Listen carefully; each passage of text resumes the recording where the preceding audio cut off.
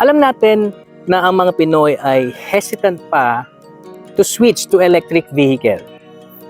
Ang main concern, yung range at yung charging infrastructure dito sa Pilipinas.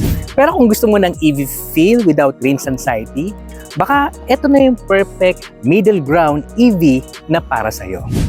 And this is the BYD Sea Lion 5 DMI, a plug-in compact crossover na hindi lang maporma, may power at matipid pa. Hi guys, I'm Mark and you're watching EV Channel Feeds at sa video na to, pag-usapan natin itong electric vehicle na ito. Let's go!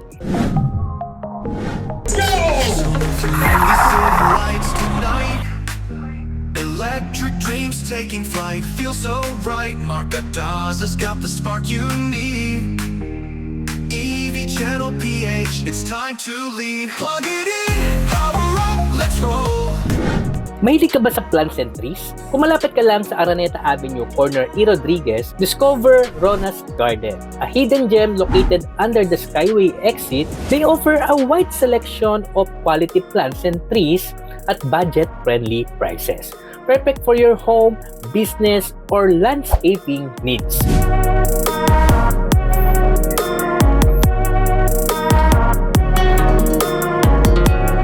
Sa harap ng BYD SL5 DMI is a clean and modern ang dating. Look at the sleek LED headlights na may DRLs dito at ang turn signal niya nasa baba. And mostly sa mga BYD models, naka-integrated yung turn signal sa kanyang headlight or DRLs. And again, meron siyang simple na grills at sporty vibe na accent dito sa lower. And of course, the BYD logo. Then may mga linings dito. At napansin ko, patusok to kumpara sa SL6.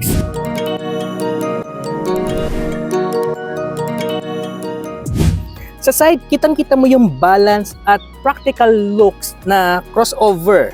Malinis, simple, pero may presence din. Kasi pag nakakasabay ko to sa kalsada, iba may dating talaga siya.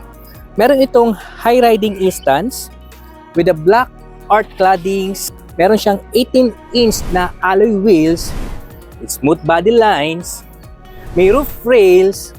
At dito sa side mirror niya, naka-integrated na yung kanyang third signal, manual folding, and of course, naka-electronic adjustable na yung kanyang mirror dito. At the back, makikita mo yung modern at clean design. Yung sleek taillight niya, yung bar hanggang dito, connected siya sa kabila. So, meron tayong spoiler at meron tayong brake light dito. And BYD logo, BYD Sea Lion 5 lettering, and DMI sa kabila. And of course, naka-integrated na yung bumper dito. Hindi siya ganun ka-flashy, but very elegant naman tingnan dito sa likod.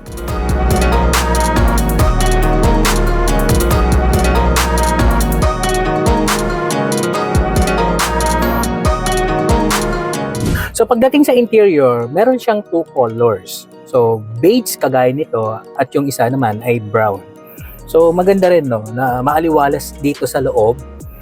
So yung mga panels niya rito sa dashboard, dito sa gilid ay puro leather wrap or malalambot. So soft panels. Ito hindi siya soft. But again, maganda yung design niya rito. Piano block dito. Then may stitching dito. Cruise control.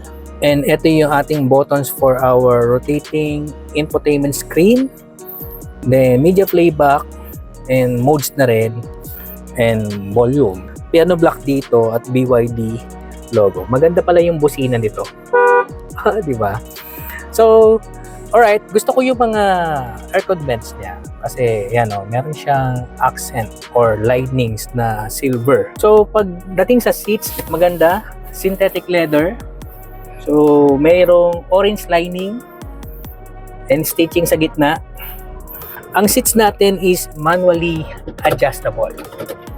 So, 6-way dito and 4-way naman dito sa co-driver. Maganda naman dito at very comfortable kapag nagda-drive ka. So, pagdating sa instrument panel natin dito, 8.8 yung size. Kita mo naman lahat ng mga kailangan ng driver. At dito sa rotating screen natin is 10.1 inches yung size. So dito may controls for aircon at may controls din naman dito. Then meron tayong Apple CarPlay, navigation, and Android Auto. Yun naman ang madalas na hinahanap natin. Then voice command. And dito meron tayong karaoke app. So pagdating sa Sentry console, okay, maganda din, no? Ganda ng style. Parang yung tang DMI din, no? Anyway, ayan, meron tayong lagay ng cellphone dito. May aircon controls and other safety features dito. Ayan, kung gusto mong mag EV mode or HEV, at yung ating speed mode. So may 2 cup holder tayo dito and armrest compartment na maluwag. So sa baba, meron tayo dito lagay ng bags. Then meron tayong dalawang USB charger na type A and cigarette type na socket na 12 volts na 120 watts. Glove compartment. Dito naman sa ating visor ay meron tayong vanity mirror and lamp. Same with the co-driver visor. So meron tayong lagay ng shades, reading lamp. Sa side, controls for our side mirrors and lock and unlock, and control for all windows, one touch up and down. Yan ang maganda. Dito naman sa kanyang steering wheel, tilt and telescopic adjustable na. So doon naman tayo sa likod. Alright.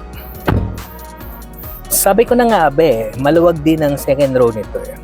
Kita nyo, luwag natin. Ito yung sitting position ko sa harapan. So as you can see, napakaluwag dito, no? Oh, look at the headroom. 5'6" nga pala ako kay EV. So, dito sa gitna, isa sa nakita ko hindi siya matambok. Ayan, no? Comfortable pa rin yung ating sandal kasi may headrest tayo and walang panel dito sa ilalim. Very comfortable din yung ating paa sa ilalim.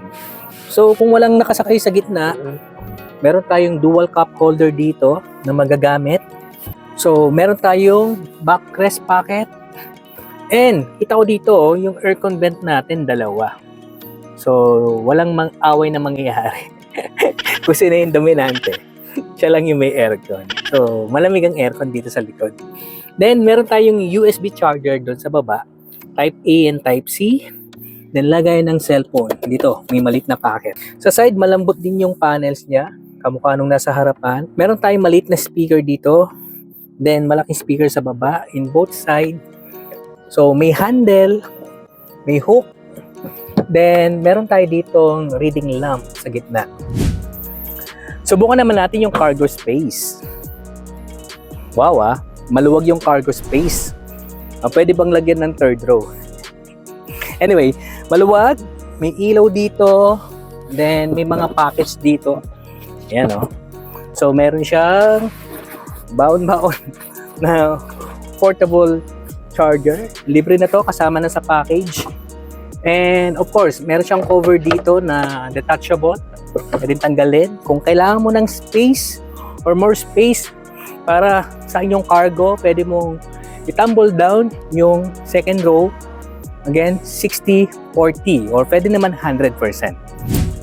So pagdating sa battery, naka-blade battery ito na lithium ion phosphate na kilala sa pagiging matibay at reliable at safe na battery. Ang charging port nito is type 2.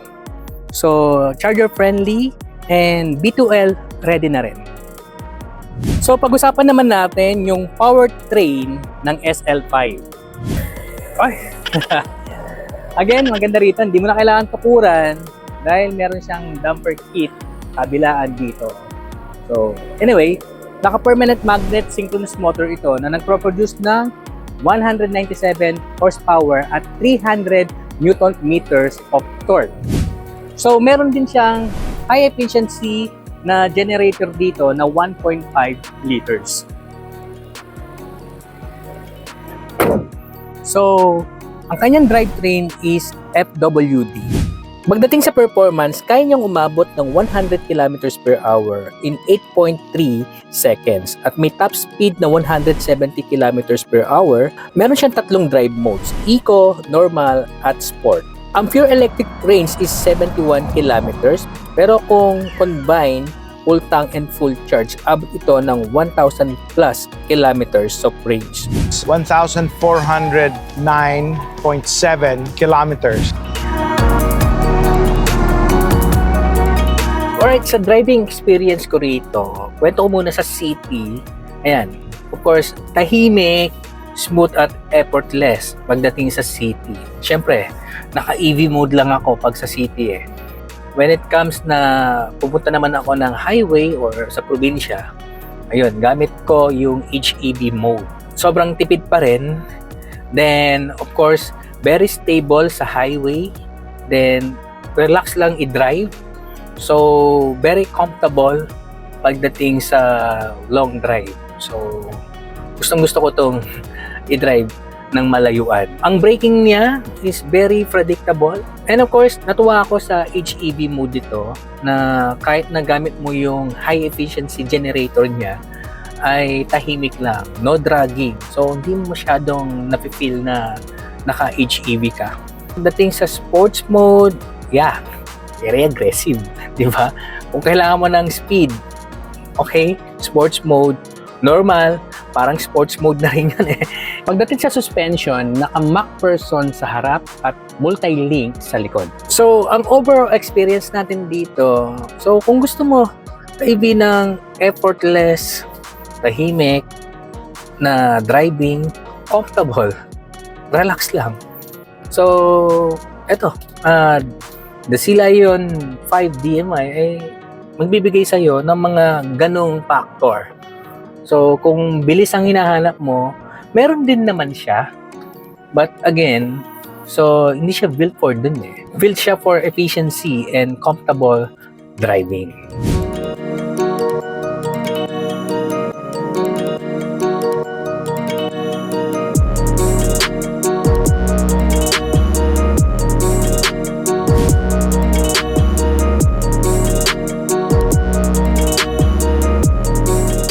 Now, let's talk about the price.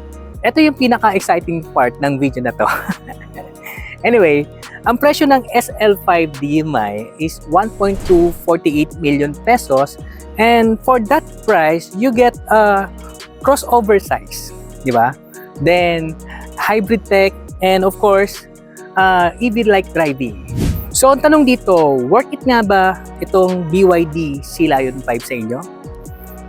So again, if you like an EV driving, spacious cabin sa loob na pang-family, at of course, matipid. This is the BYD Sea Lion 5 DMI, and I'm Mark, and you're watching EV Channel PH. Stay charged, drive this electric.